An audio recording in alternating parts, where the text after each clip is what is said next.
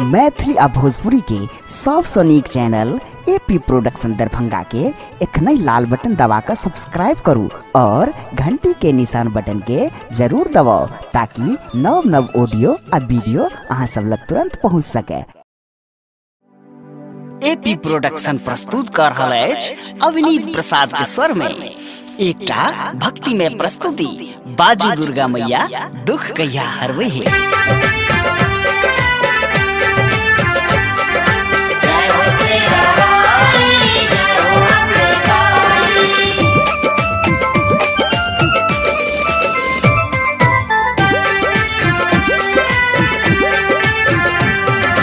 दुखिया के दर्द मैया कहिया आहा बुझबे है, दुखिया के दर्द मैया कहिया आहा बुझबे है।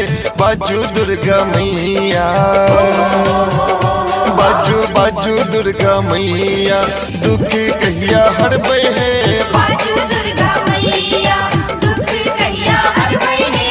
बाजू दुर्गा मैया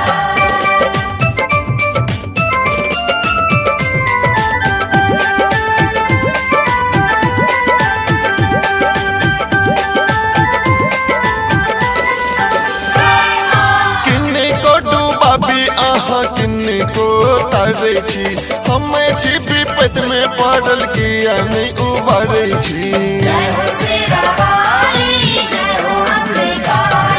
किन्ने को डूबाबी आहा किन्ने को तारे छी हमें छी विपत में पड़ल किया नहीं उबारे छी। बेटा के बिनती मैया कहिया आहा सुनबे है, बेटा के बिनती मैया कहिया आहा सुनबे है। बाजू दुर्गा मैया बाजू बाजू दुर्गा मैया दुख कहिया हरबे है। बाजू दुर्गा मैया दुख कहिया हरबे है। बाजू दुर्गा मैया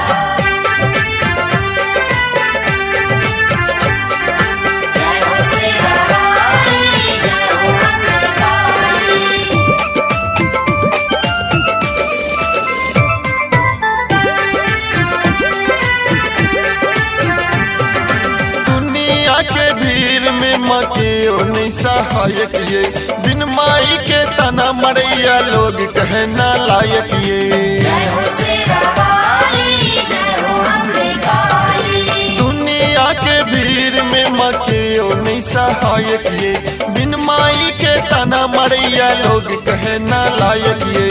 बेटा ऐछि टूगर बनल माई कहिया बनबे है, बेटा ऐछि टूगर बनल माई कहिया बनबे है। बाजू दुर्गा मैया बाजू बाजू दुर्गा मैया दुख कहिया हरबे है। बाजू दुर्गा मैया दुख कहिया हरबे है। बाजू दुर्गा मैया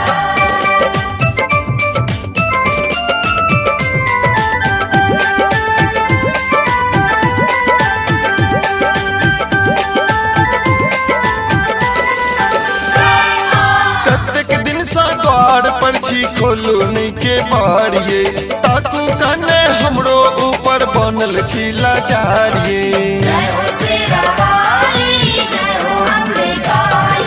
कतक दिन सा द्वार पर छी खोलू नहीं के बारिये ताकू काने हमरो ऊपर बनल छिला चारिये।